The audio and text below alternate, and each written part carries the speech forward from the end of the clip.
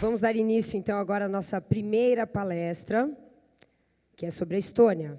A Estônia iniciou sua jornada para se tornar um e-government há 20 anos, quando a maioria da população não tinha nem acesso à internet, e hoje a Estônia é um dos países mais inovadores do mundo. A Estônia construiu uma sociedade digital.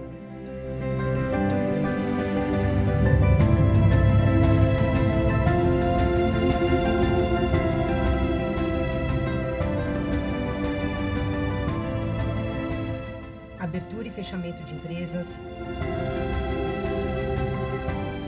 registro de nascimentos,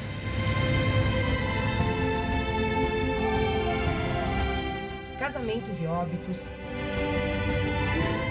educação, saúde. Tudo online. Estônia, o país pioneiro na administração pública digital.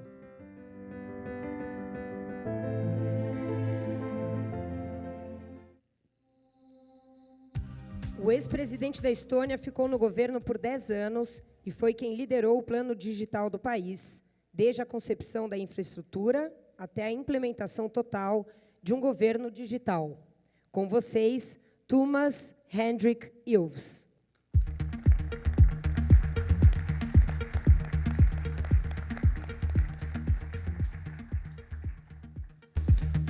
Well, good morning. It's really an honor to be here in Brazil. I haven't been here for 20 years, and I'm very happy to be back.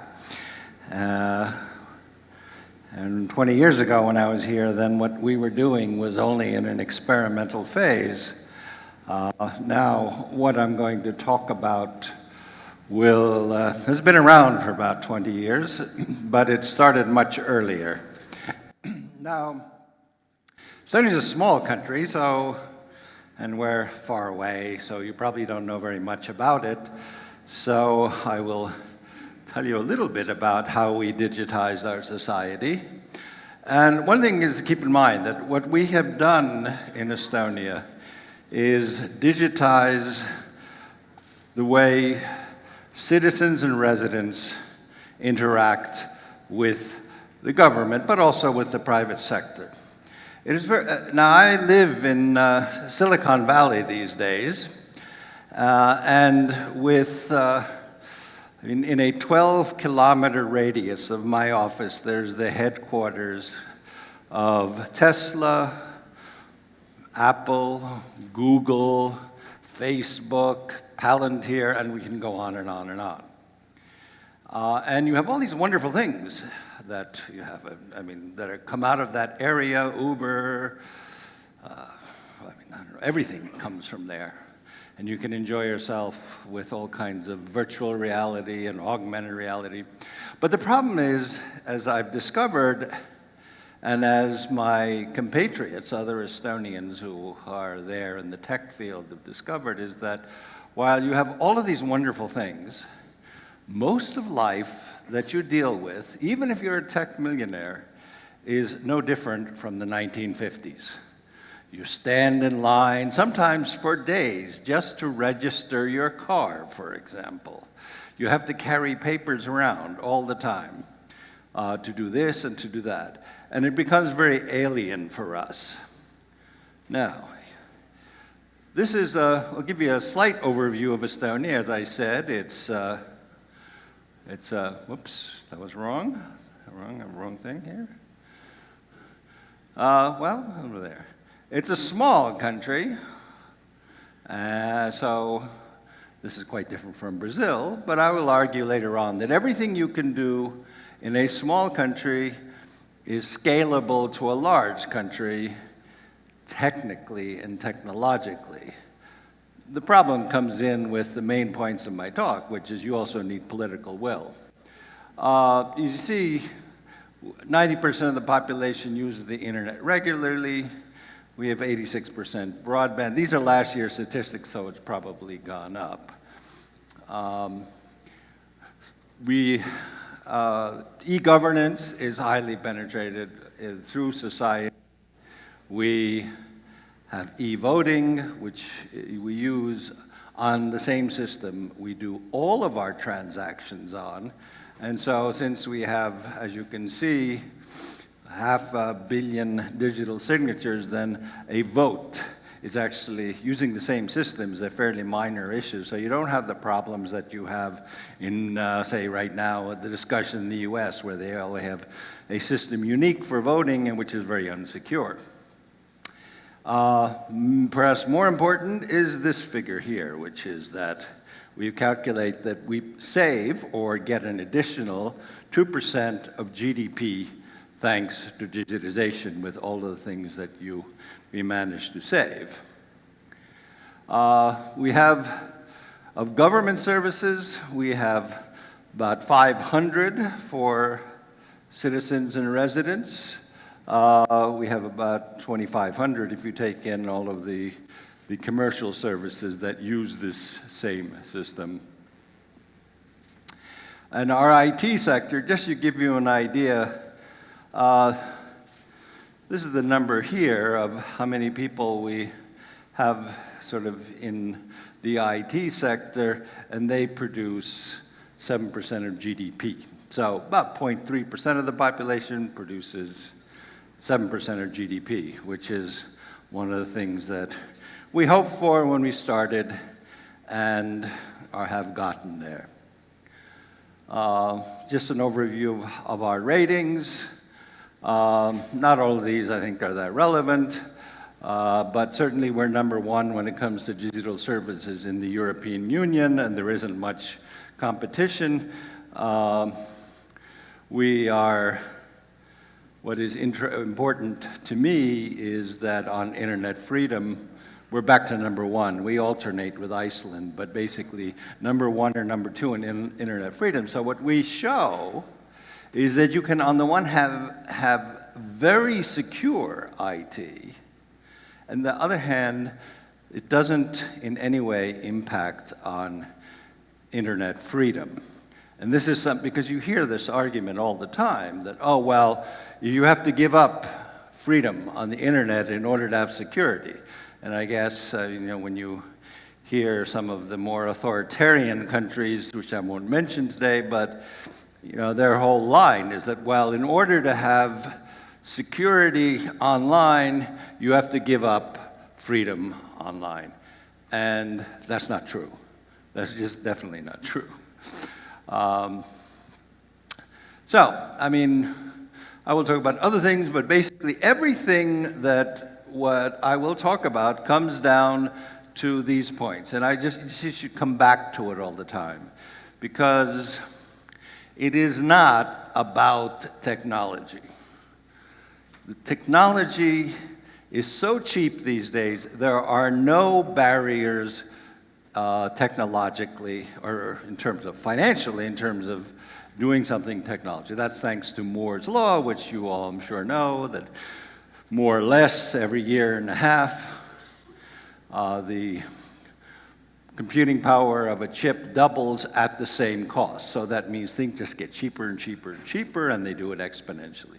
What you need, and what we have, having gone through what we did and looking back on it, the first thing you need is the political will to do it, to actually digitize society. That's not an easy thing. Governments don't necessarily want to do that. It's not always just simply because of the conservatism of the population. Then democratic governments, the ones you have, for example, in Brazil or in my country, they won't risk doing something radical in this area. There are other countries which are more authoritarian. They don't really have to ask people what they want. They just do it, and they can do all kinds of wonderful things. And we know about that. Once you have the political will, you then actually work out the policy of what you need. Once you have the policy, you go to the parliament and you get laws that you need in order for all of this to work, because unless you have a sound legal framework, it's not going to work. And once you have the legal framework, you actually have to get into the nitty-gritty of regulating things, of who has permission to see what, and so forth. And what you need which will be the bulk of what I talk about, what you need for genuine e-governance is a strong, secure identity online that has legal efficacy. That is to say, you have a digital signature that is equivalent to the signature that you give on a check or in a contract. Secondly, the digital services that you offer have to first and foremost look at your public, your citizens. My experience around the world has been that ministries of finance love digitization, because if you digitize, you get more money from your tax authorities. But other agencies, nah, they're not that interested in it. What is also crucial is that you need a really secure, efficient architecture that you offer as a platform for your citizens, for your private companies. And finally, what is increasingly important, which I'll talk about later, you have to guarantee data integrity. That is not simply privacy, but integrity, which is a more important issue.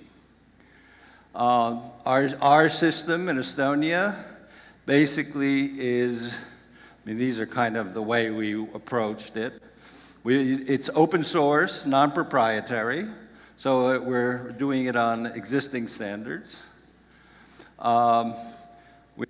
Very strong private sector participation and investment in the system. In fact, our entire identification, authentication system is a 50-50 partnership, 50% owned by and paid for by the government, 50% owned and invested in by a consortium of banks who are, of course, the people in your society most interested in a secure system, because after all, they're moving money. The infrastructure that we use to this day, though we have dramatically improved it since then, has been up now for 17 years, and virtually all services that we have introduced since then rely on this same infrastructure, or if you're, say, a private company and you want to set up a service, that you have the infrastructure is there and it's ready to go, so you don't have to really invent anything new. Now, people ask me all the time, virtually every time I talk somewhere, formally or informally, why did we do this? Well, how come Estonia? Estonia, maybe you've heard of it, maybe now more people have heard of it, but why the hell did we do it and why didn't anyone else do it? Well, there are a number of reasons, and I'll go through some of them, but probably the most important thing is we have cousins living across the Gulf of Finland. So 60 kilometers north of us live the Finns. And Finnish and Estonian is basically, if you want to know what the difference is, it's like Spanish and Portuguese. That basically 3 weeks in the other place, hanging around with people who speak the other language, you kind of figure it out. There are more similarities, basically. Finns are like the Spanish, at least in the Iberian Peninsula.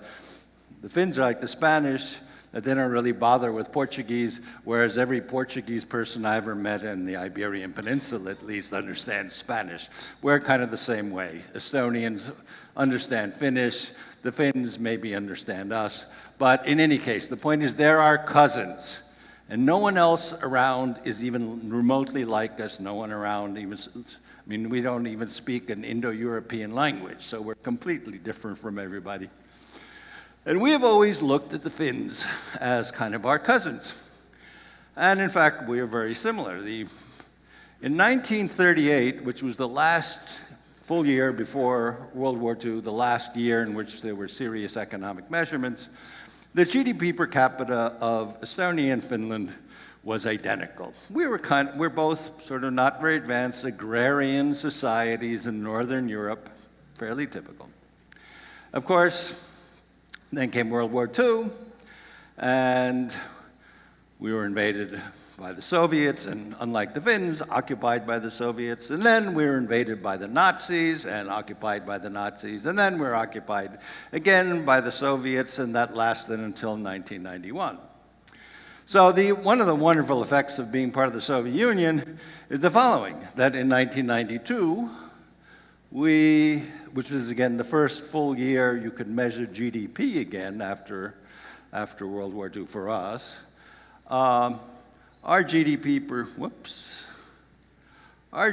per capita was $2,800 per year.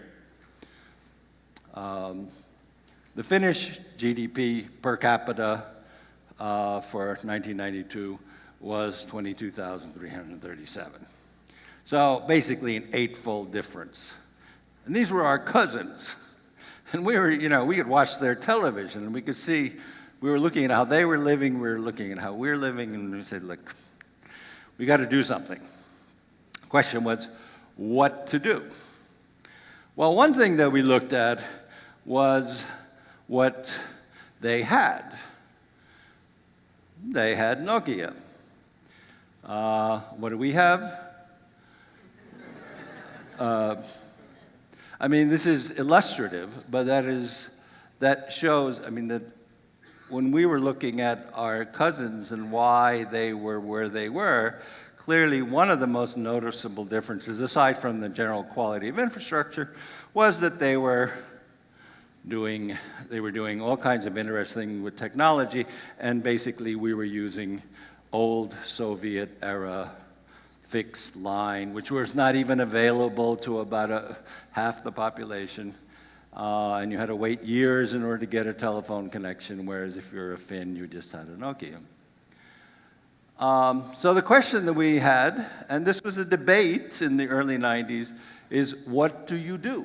And there were many answers offered by different people, and there are many answers that were followed by different countries that came out of the Soviet Union. For example, do no reforms. I mean, that's an approach taken by Belarus. Excuse me, they still have collective farms. Some people argue that we should become the Hong Kong of Europe, which I could say half the countries that came out of communism suddenly decided they wanted to be Hong Kong. And then, of course, what was the course taken was radical economic reforms, privatization, property restitution, the elimination of tariffs. We had established our own currency. I'm glad to see one of the leaders of our reform, especially when it came to privatization and restitution. Minister Leah Henny is visiting us. She's one of the great heroes or heroines. But I was at the time sitting in Washington sort of going, what are we going to do? What are we going to do? We knew that building infrastructure that had not been built for all those years of occupation would take us years to build to catch up. And reforms take years to take an effect. And our population is poor. I mean, they all had dreams once after we had currency reform that now they're going to go buy a Mercedes-Benz. But unfortunately, when you do your currency reform, you find out that actually all you have is $150. So it wasn't going well. But I had a strange background, which was a one-off experiment when I was a child.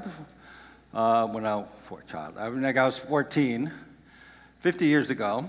I had a teacher who was doing a PhD in math education at Columbia University, and she decided she would do an experiment and see if she could teach kids to program. And so 12 of us, probably out of the whole United States at that time, in my school were picked to learn how to program, and we learned BASIC. And for me, one of the most exciting things in my life, we had a teletype with a peripheral tape connected via a big telephone modem to a mainframe 60 kilometers away. And I remember writing a program to print y equals x squared, which is a simple parabola. And I did the program, and the first time it didn't work, and the second time, and the third time I fed it in there, and suddenly this computer started printing out this wonderful graph of y equals x squared. And I said, wow, I did that. And that never left me, and from there on in, I mean, I never became a real geek, but I did know how to program, and when I went to university, I actually worked in the summertime and in my free time as doing programming. But the real moment came in 1993, which was the big insight that I had, at least that drove me to start pushing this. If you recall, the HTTP protocol, what underlies the web, was invented in 1989 by now Sir Tim Berners-Lee. That was in '89. In 1993, 4 years later, Mosaic came out. Mosaic was the first web browser. I mean, while the HTTP protocol existed, there was no web. And so this came out of Champaign-Urbana. Back then you had to buy it, and you had to not only, you couldn't download it or anything, you had to go and you bought it at the store, or, and you got the floppies and you loaded it into your computer, and then you had a web browser. But the thing about Mosaic, and that hit me, was that this is something where we're all on a level playing field. I mean, we're a poor little country in the far away, and it's cold and dark, and we've been occupied by the Soviet Union for 50 years, blah, blah, blah. But here's one place where all of the American interstate massive highways and the autobahns in Germany, all of that, none of it makes any difference. Everyone is starting in the same place. So then I started thinking about what we can do. And clearly one of the things that you had to do, and that came from my experience, was that you want to get people online young, get them used to computers, and so forth. And so we instituted something which is called the Tiger Leap, which is to get all schools online. We'll go back. To get all schools online, a program to get every school with a computer lab, have them connected. By 1998, that had been achieved. This was partially assisted by the banks and very strong NGO participation, as well as, of course, government funding, both at the national and at the municipal level. And then, at which point the banks became really interested, and they said, we would like to, in fact, get other people online as well, because if you're a bank and you have, in every village, you have a brick and mortar bank branch, you go, I mean, that's kind of expensive, and you may not even get many transactions.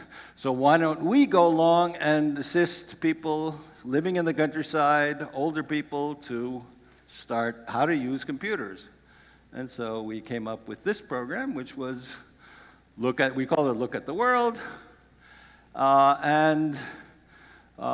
It did several things. One is we went around and taught people how to use computers who had never seen them before. And around the country, we put, for us, that's a lot, 500 internet access points. You'd drive around the country, you'd see a sign, just like any standard European road sign, except it was an @ symbol, and it would say 200 meters to an open internet point. So we got people access, even though at that time people, unlike now, where 88% of the population has a computer, at that time, people really didn't. But then, through this, we were thinking, what is it that this is nice. We have all these people going online, using computers, but if we really want to do something, we want to digitize society, what is it that we need to do? And the most single important thing you need to do is summed up in actually, this is a 25-year-old cartoon. It's from The New Yorker from 1993, but it illustrates the fundamental problem that we face with basically every hack that most people experience, not necessarily the ones where people burrow into the NSA or something like that, but almost all of the hacks that you will suffer from come from a lack of identity security.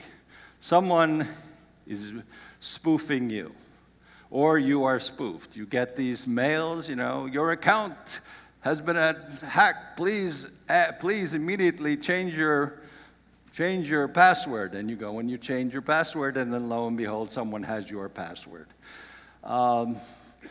If you look at the 2016-2015 hack of the Democratic National Committee, which basically allowed the Russians to take all of the Democratic Party's mails, there were 2 people out of 126 who used an insecure, simple password system that most people use, and the other ones had something that we have, the 124, which I'll get to in a moment, but guess how they got in? In virtually all cases of ordinary people, hello, I'm still here.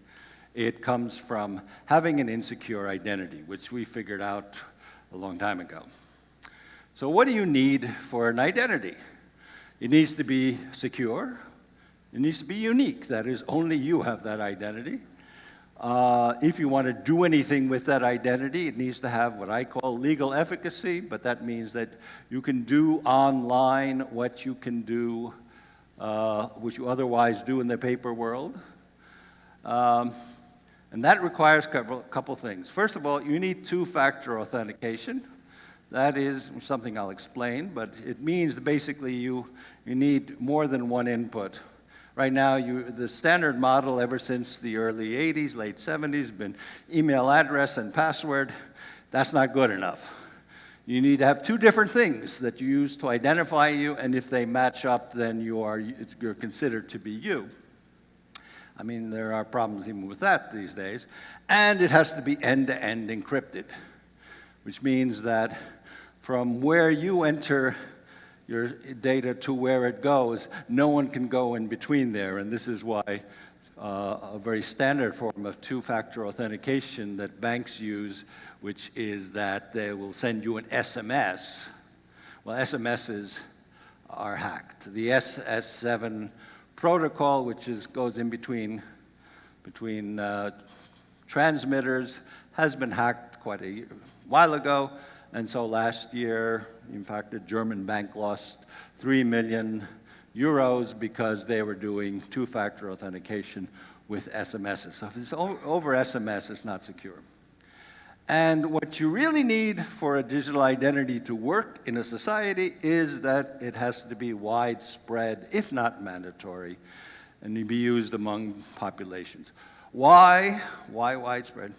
Well, if you are either the public sector or you are a private sector contemplating using something, you're going to invest in the infrastructure of a digital system if most people use them. I mean, most countries in Europe, which until recently basically digital identities were voluntary, you get an uptake rate of about 15 to 25%. If you're the public sector, you're some ministry, or if you're a private sector, you go, well, that means that 80 to 75 or 85 to 75% of the population cannot use this service. Why should I invest in it? So one of the key things is that most people should have a digital identity. And then to make it really work, in 2000, we passed the digital signature law, which meant that your signature online is equivalent to a physical signature and is under all of the digital transactions performed in this country, and including prescriptions, tax returns, or buying tickets, and this gives us the very strong system. In fact, where we are today, and have been for several years already, is that there are 3 things you cannot do online when it comes to anything official, or where you have to show up, basically. One is getting married, which is kind of a good idea. Less good an idea, but nonetheless, if you're getting divorced, You have to show up, both of you. And then the third, which is a critical issue today more and more in countries such as the UK and the United States, if you follow the news, is that if you have a transfer of real estate, if you buy or sell real estate, we have to know who you are. In the United States and the UK, you might have followed with all the problems that are going on there. You have anonymous shell companies that are allowed to buy properties, which leads to, Russian mafiosi owning apartments in Trump Tower and so on, which probably is not a good idea. So if you want to buy property in my country, you have to show up and prove who you are. So the next step is that we rolled out our identity card. It has a chip on it. Someone here yesterday has an equivalent to this. You have one, yes? Right. You have an e-residency card. I'll talk about that later. But anyway, that's what it looks like. You plug it into this card reader, which is attached to, to your computer. And since a chip, or this way, since a SIM card in your phone is nothing but a chip, then the next thing to obviously do is to program your SIM card so you can in fact do everything on your computer, on your mobile phone that you can do on your computer. Now, what I said, one of the things that we have is end-to-end encryption. So that means that you are identified either in your mobile phone or on your computer in situ, where you are. Your chip and your number go together there at that point, and then encrypted form is sent to a place that authenticates you. Now, the authentication, or rather, it's done through what I mentioned before, two-factor authentication. We use a set of numbers and a chip. It does not have to be a set of numbers. It can be your eyeball. Maybe not such a good idea in the days of ISIS, but in any case, or a fingerprint, same problem. In this case, we use a chip that identifies you, and that's what you have, and it's something that you know. And these two combined are more or less good enough to say you are you. It's a hell of a lot better than a password and an email address. I'm not sure how long this will last. I predict in the next several years we will come up with new forms of identification that may have multiple factors, but this is what we use, and it has not been cracked yet. And then this leads to what if you want to access some government service, you put in your card, you end up with this thing in front of you, and then you can go on and perform anything you want. You can sign a legal document. You can do this around the world. Last year, when was I in Uruguay? In August, I was in Uruguay. Well, right after I visited Uruguay, I visited Paraguay, and then I had forgotten to do something. I had to sign a loan agreement. I was like, oh my God, I forgot to do this. I have to do it by tomorrow. But fortunately, they had a Wi-Fi connection. I plugged in my card, and I signed the legal document, and then everything went on as it was, nicely. So, once you have this, you want to access services. But that requires a certain architecture. The architecture, first of all, must be secure. And what we chose to do, or which was designed by our very smart folks, was a distributed data exchange layer, which I will explain to you in about 2 minutes. And we call it the X-Road, and it connects everything to everything. There is no central database. The problem with central databases is that once you're in, you get everything. Whereas ours is distributed all over. The analogy is to a ship. In the old days, you had a ship, and it had one big hold. So if you hit a rock, all the water came in and you sank. These days, especially if you're an oil tanker, you have lots of holds. So if actually you do run into a rock or a torpedo, it doesn't damage the entire ship. And of course, we have these horrible cases. We've seen in the United States, the Office of Personnel Management that lost the records of all federal employees, including people who worked for NSA and CIA, 23 million people, and all of the data were stored there in clear text, meaning it was not even encrypted. But that's, or last year, Equifax, which lost the data for 150 million people in the United States. All of their financial data was stolen. I mean, that's one of the biggest scandals around. I hope you don't have anything like that. But we call it X-Road, and the way it works is that we have here, you have all of these different things are connected, that we, via the two-factor authentication that I talked about, and then encrypted. Now I hope that the next thing will now start functioning. Anyway, so, well, X-Road, basically what we have is everything is connected to everything else. And every time you make a connection, it's always connected through the two-factor authentication. So for example, if I want something, I want to get my property records, I will log on and it will then take me to where the property records are. If the police stop me on the road because I've been driving too quickly, they will put in my ID number or my car, and they will find out that, yes, I have paid all of my traffic tickets. On the other hand, if I've not paid all my traffic tickets, then I'm in trouble. I mean, we have a record of every query. So in this system that we have, I can know, for example, since all records are in there, and some of them are completely private, some of them are closed to public access, for example, I can see everyone who has queried my financial records, for example. And I know that when I was president, basically every 3 days, the yellow newspapers would come to see if I accidentally hadn't made any money anywhere. So this is a great thing for corruption reduction. So you have a record of what everyone gets, who has looked at your records. So let me go on.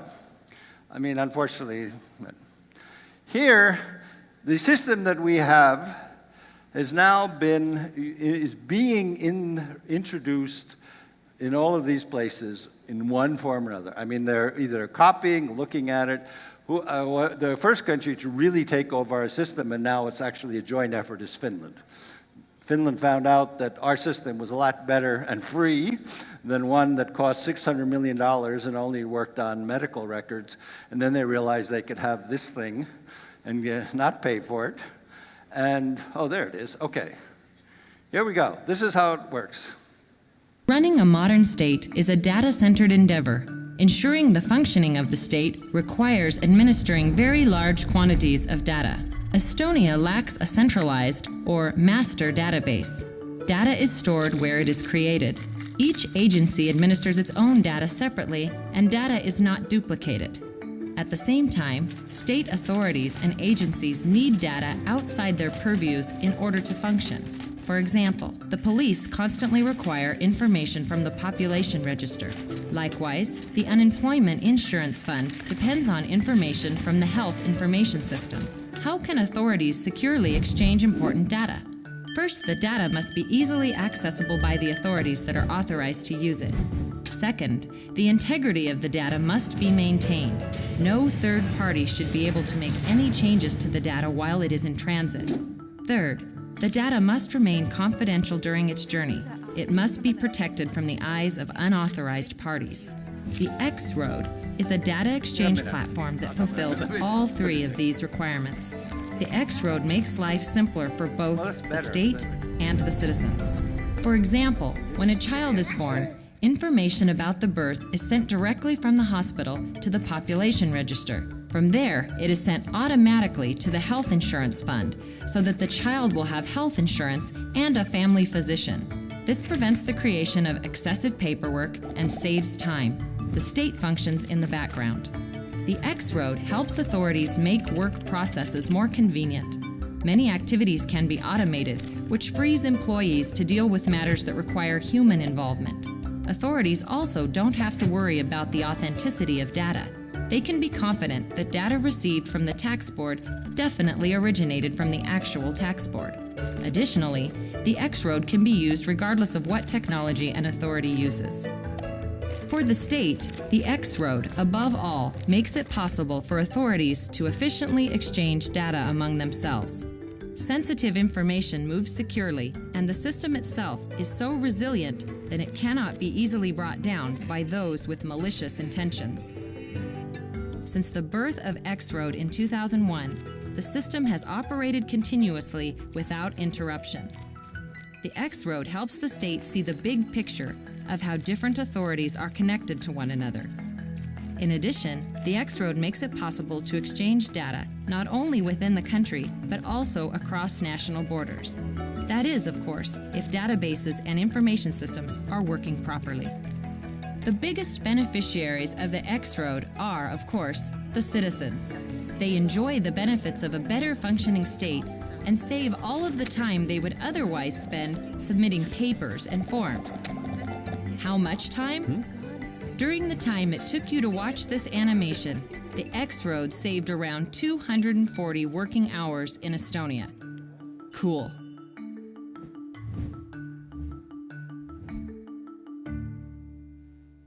Well, anyway, we've introduced the system, which you will hopefully see about in a moment, to all of these, to these countries that are in the process of doing something like it, some more, some less. The Finns have taken it over completely. Moldova has taken it over. Mexico has taken this system, the X-Road, and is adapting it because they're a large country. It's a federated country, so since a lot of legislation and laws and the entire operation takes place at a lower level, at the state level, then they have to adapt it. Panama, on the other hand, like Estonia, is small, and they're adopting it wholesale. Now, I'll just talk about a few things you get out of that. The first thing you get in this is that if you have something like our system here with a single ID processing between all these different institutions and agencies, is a huge revolution, a complete and utter revolution in bureaucracy. Bureaucracy, since it was invented in 5,000 years ago, depending on your point of view, either in Babylonia, Egypt, or China, was taking a piece of paper or a clay tablet to one office, and then someone would stamp it, and then it would go to the next office, and then it would go to a third office, and someone was always checking something in between. And that's the way bureaucracy has been until now. And in many places, it still is. In most places. But this allows parallel processing. That is, instead of a serial or sequential processing, you can do all things at once. And so everything can be checked at once. And that means that in my country, you can register a business basically in about 15 minutes. In most EU countries, it's a matter of months. So that gives us huge speed, which also allows us to save a lot of money. It also gives us one more thing, which is, I think, one of the great revolutions of bureaucratic processing from the point of view of the citizen, which is the really important thing if you're in government, is that your citizens are happy, right? Which is, you never have to give the government any information you've already given it. So if you think of all the times you write your name, write your address, write your phone number, whatever it is that they want, you never have to do that in the Estonian system. You plug in your card, and whatever it is that you're supposed, whatever identifies you, they already know what it is. So you never have to put anything in there. And that identity allows you to access all things that you're entitled to look at. But the once-only rule is something that is a genuine revolution in dealing with bureaucracies, and probably one reason why all Estonians living in the ultimate high-tech world nirvana of Silicon Valley really hate how badly things work. All right, a couple of other things, since we'll get questions later, but of course, our system guarantees privacy in ways that you don't get elsewhere, simply because it's so hard to hack into it. But more importantly than privacy, and this will become the fundamental issue of the future, and it already is in many ways, is integrity. And one of the things that's on that video that still seems not to be running is the issue of integrity. The difference between privacy and integrity is privacy is when someone finds out, my blood type, or publishes it, or publishes my bank account, which is kind of embarrassing to me because there's not much there, but nonetheless, integrity is if someone goes and changes those data. Now think about it. Imagine someone changes your blood type, the record of your blood type, and then you go to the hospital and says you have type O blood, but actually you have AB. Well, actually, that's okay. The other way around. You have type O blood, and you get, but it says AB. You die, basically. Or someone goes into your bank account and just changes the amount of money you have on it. Integrity is something that is really going to be a big issue in the future. Okay, a couple of things that we've done. I basically focused on the system as it works, but what we have done with it. The first thing is e-voting. We vote online. About a third of the population votes online in each election since 2005. So this is, otherwise, in a small country, if I'm in the US, I would not be able to vote, but I can vote online. And this is what it looks like when you want to go vote. You get this in front of you, and then you say how you want to do it. Then we have digital prescriptions. In Estonia, we used to have, or we still maintain, if you want it, a prescription form like this. But why bother? It's much easier to do it like this. So if you go see a doctor, you simply go and the doctor will put in your prescription, and then you go and pick it up in any pharmacy in the country. And then, of course, if you need to refill it, you don't have to go back to the doctor. You go and, you can email your doctor, and the doctor will simply renew your prescription, so then you can go to any pharmacy, stick in your card, and get it. Where we have gone from that, and which should be coming in this summer, and is an indication of how much is politics and how little is technology, my time is just about up, is 5 years ago I proposed to the President of Finland that we make, since they already have the same system as we do, that we make it interoperable. He said, great idea. Well, 5 years or 6 years later, it's coming into effect. The technological part, we figured out, would take a week to implement. The political decision-making that it took to get to that point, which is a fairly complex process, took 5 years. All right, another thing, maybe Brazil is big enough, it's not so relevant for us, but we're small. The past 1,000 years, we get invaded on the average of twice a century. The 20th century, we really exceeded the average, but anyway. But, when you have statistics like that, you worry about your data. And we were sort of inspired by a completely different disaster, which was Fukushima, which had that, and also the meltdown of the reactor. And in that process, I don't know whether it was the reactor part or just the tsunami, but Japan lost part of its national data, which got us a little worried. And so what we decided to do was set up,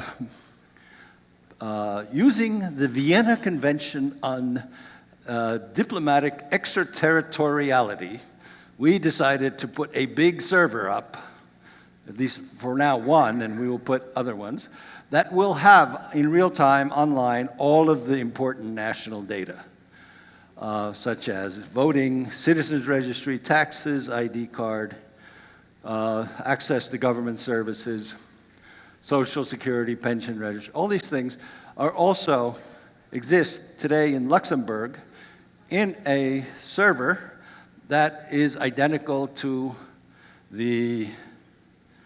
identical to an embassy, just as, Julian Assange is in the Ecuadorian embassy in London, and no matter what the UK wants to do, it can't go in there. So too with this server. There are all kinds of other things we can do and we can talk about, and Q&A will be following the next talk. And maybe by then you can find that wonderful video that we didn't get to see. But anyway, thank you very much. Obrigado. Ahí está.